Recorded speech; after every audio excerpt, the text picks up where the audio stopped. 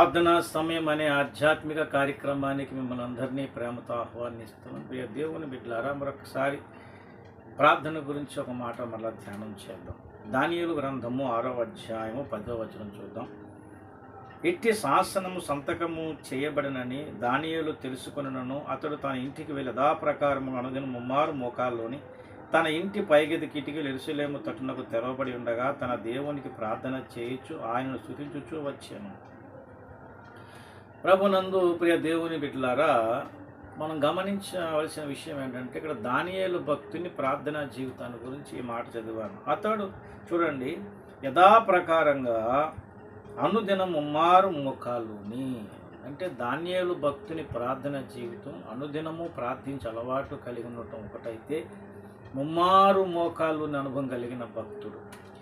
ఈ మాటను బట్టి మనం గమనించినట్లయితే మన జీవితంలో కూడా ప్రార్థన ఏదో అవకాశం ఉంటే చేద్దాము, వీలుంటే చేద్దాము, ఒక 5 నిమిషాలు చేద్దాం అనుకునేటువంటి పరిస్థితుల నుంచి మనం బయటపడాలి. మన ప్రార్థన జీవితానికి సమయాన్ని కేటాయించుకునేంతగా మన భక్తి జీవితం కట్టుకోవాలి.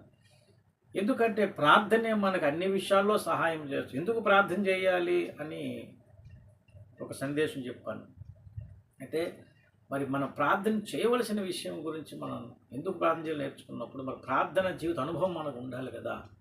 కనుక మనం గమనించినట్లయితే ఏదో మనకు తెలిసిన విషయాలు బట్టో, లేకపోతే ఒక 5 నిమిషాలు ప్రార్థన చేయటం, లేకపోతే వీలుంటే చేయటం అనేది కాకుండా మన దినచర్యలో ఆహార నియమాలు ఎలాగైతే పాటిస్తామో, ఆరోగ్య సూత్రాలు ఎలాగైతే పాటిస్తామో, మన ఆధ్యాత్మిక జీవితంలో ప్రార్థన అనుభవాన్ని అలాగే మనం పాటించగలిగేటట్లు మన భక్తి జీవితాన్ని కట్టుకోవాలి. అంటే మన ఆహార నియమాలు పాటిస్తాం, ఎంత టైం లేకపోయినా ఏదో కాస్త భోజనం చేస్తాం కదండి, కొంత సమయం కేటాయించి. అలాగే అలసట తీర్చుకోవడానికి నిద్రపోతాం కొంత సమయం కేటాయించి. ఎంత బిజీగా ఉన్నాం. అలాగే మన ఆత్మీయ జీవిత అనుభవంలో ఎలాంటి పరిస్థితులు ఉన్నా ప్రార్థన అనేది మానకూడదు.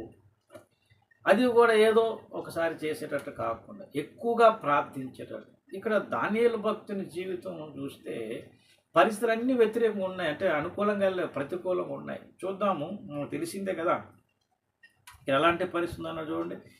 ఇట్టి శాసనము సంతకము చేయబడినని అన్నాడు. అంటే ఏం చేయబడిన శాసనము చూడండి, 7వ వచనం. రాజ్యపు ప్రధానులు, సేనాధిపతులు, అధిపతులు, మంత్రులు, సంస్థానాధిపతులు అందరినూ కూడి రాజుకు ఖండితమైన చట్టము స్థిరపరిచి దానిని శాసనముగా చాటింప చేయనట్లు యోచన చేసి, ఎట్లనగా 30 దినముల వరకు నీ యొద్ద తప్ప మరి ఏ దేవుని యొద్దనైనను మానవుని యొద్దనైనను ఎవడును ఏ మనవి చేయకూడదు. ఎవడైనను చేసినట్లా వాడి సింహముల గుహలో పడద్రోయబడను. రాజా, ఈ ప్రకారముగా రాజు శాసనము ఒకటి పుట్టించి అన్నాడు. వాడు సింహముల గుహలో పడద్రోయబడను. రాజా, ఈ ప్రకారముగా రాజు శాసనం ఒకటి పుట్టించి. ఏ శాసనము? 30 దినములు ఎవరును ఏ దేవుని యొద్ద కానీ మానవుని యొద్ద కానీ ఏ మనవి చేయకూడదు. చేస్తే నీ దగ్గర చెయ్యాలి రాజు, అదే కదండి, నీ యొద్ద తప్ప. ఇలాంటి శాసనం ఒకటి సంతకం చేయబడినని తెలిసినా కూడా దానియేలు భక్తుని జీవిత అనుభవం ఎలా ఉందంటే, అనుదినము అండి ముమ్మారు మోకాలుని యథాప్రకారం, అంటే ప్రతిరోజు ప్రార్థన చేసిన అలవాటు కలిగినటువంటి భక్తుడు మరి ఒక ప్రతికూలమైన పరిస్థితి ఎదురైనను ప్రార్థన విధానంలో మార్పు రాదు. అండ్ ఏదో ఒకసారి చేసుకున్నట్లే అన్నట్టు కాదు కదా. కాబట్టి ఈ మాట ద్వారా మన జీవితాలలో ఎలాంటి పరిస్థితులు మనకున్నానో ప్రార్థన మానకూడదు. ప్రార్థన జీవితం కొనసాగించగలిగేటట్లు మనం ఉంటే పరిస్థితులే మనకన్నీ కూడా సహకరించేటట్లుగా దేవుడే చేస్తాడు. ప్రతికూలమైన పరిస్థితులు అన్నీ కూడా మనకు అనుకూలపరుస్తాడు. అంటే ప్రార్థనను మనం మానకుండా చేయగలిగితే, ప్రార్థన జీవితం మనం ఎల్లప్పుడులాగే కొనసాగిస్తూ ఎటువంటి పరిస్థితులు ఉన్నా అండి మన ప్రార్థన చేయగలిగితే అన్నీ మనకు అనుకూలంగా మారుస్తుంది. కనుక ఈ సందేశం వింటున్న వారు ఆలోచించండి, ప్రార్థన మానొద్దు. బిజీగా ఉన్నాం కదని మానొద్దు, అలసిపోయాం కదని మానొద్దు. ఏమంటే నేను అందరము కూడా మానకుండా ప్రార్థన చేయగలిగితే అన్నీ దేవుడే సమకూరుస్తాడు. కనుక ఈ సందేశం వింటున్నవారు ఒకసారి ఆలోచించండి. కదండి.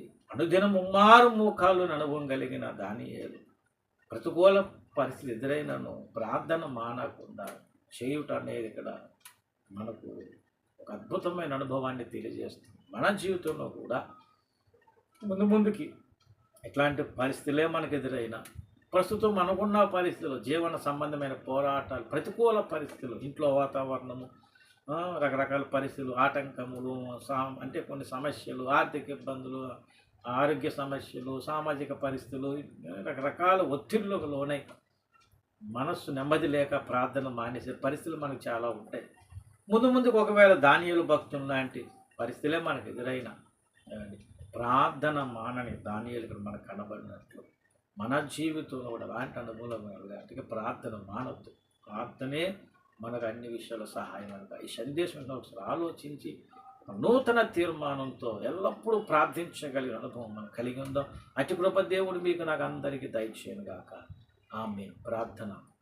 పరిశుద్ధుడైన మా తండ్రి, ఈ సందేశము నాలో మాలో ఫలింపచ్చే, అనుకూలం లేకపోయినా ప్రతికూలమే ఎదురైనను ప్రార్థన మానని భక్తుని మా ముందు అలాగే మా జీవితాలు కట్టుకునే కృపను మాకు అందరూ దయచేయమని యేసు పరిశుద్ధ నామముని ప్రార్థన అడిగి వేడుకుంటున్నాను తండ్రి.